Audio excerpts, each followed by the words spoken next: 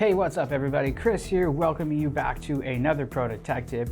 Now this week, I'll be walking you through the gasket materials that we stock at Protocase and ProtoSpace Mfg, and what you need to consider when choosing the right one for your next project.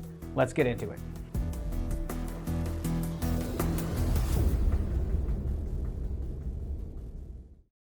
So if you've ever opened an enclosure after a season in the field and found water inside, or a gasket that's gone hard and crumbly, the problem usually isn't the quality of the material, it's usually the wrong material for the job.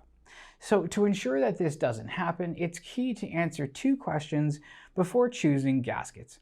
Answer them in order, and the material more or less picks itself.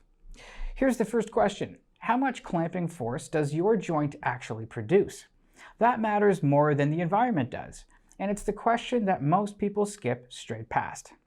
A gasket only seals when it's compressed enough to conform to both surfaces and fill in every irregularity between them. Whether your joint can do that comes down to something a lot of people have actually backwards. Solid rubber doesn't compress, it displaces.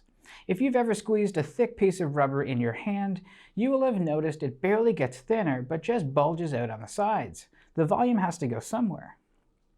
So if you want solid rubber to seal properly, you need serious clamping load, spread evenly across the joint, a rigid flange, properly torqued bolts, the whole setup. Foam works completely differently. Because foam is basically just air with a bit of structure around it, press on it lightly and it collapses. Let it go and it springs back. That's actually what you want because it can mean foam can seal a joint that's only being held together by a couple of latches and some small screws. So picture a typical sheet metal cover. Thin material, fasteners every few inches, a panel that flexes if you press on the middle of it. That joint produces low, uneven closure force. It wants foam. Put solid rubber on a cover like that and you'll get a perfect seal directly under every screw and gap everywhere in between. Run it the other way and foam in a bolted, fluid-carrying flange will extrude straight out of the joint under load. And if you need even more compression, the fix usually isn't more screws, it's a stiffer cover.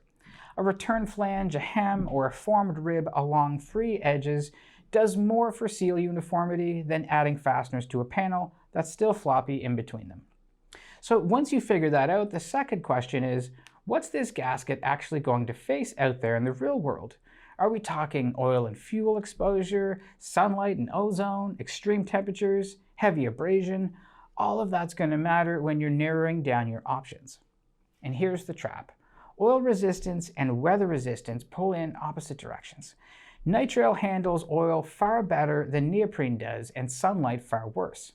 Choosing for one without checking the other is probably the most common material mistake that people make.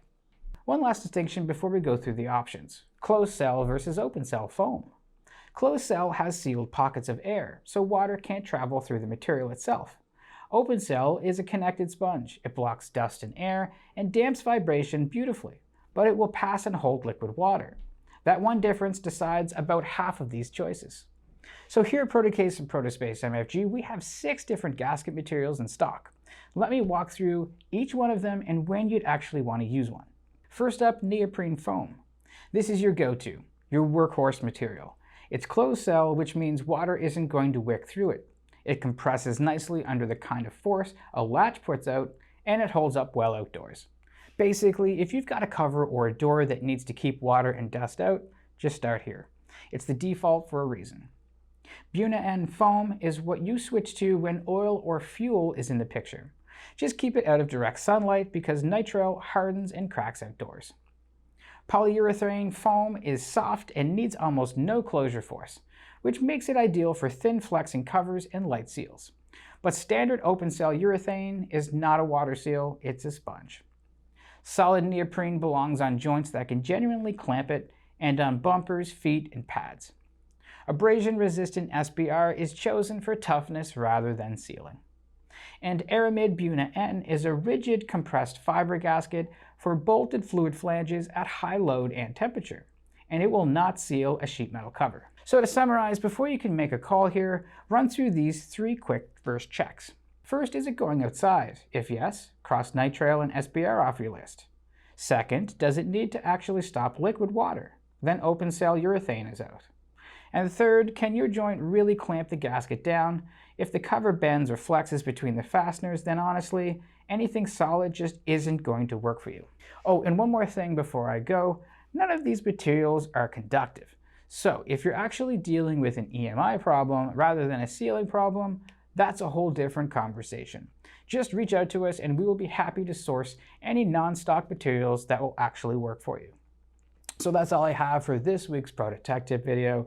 If you did like this video, please don't forget to leave a like and subscribe to our channel for more future videos coming your way every single week. Until next time, take care.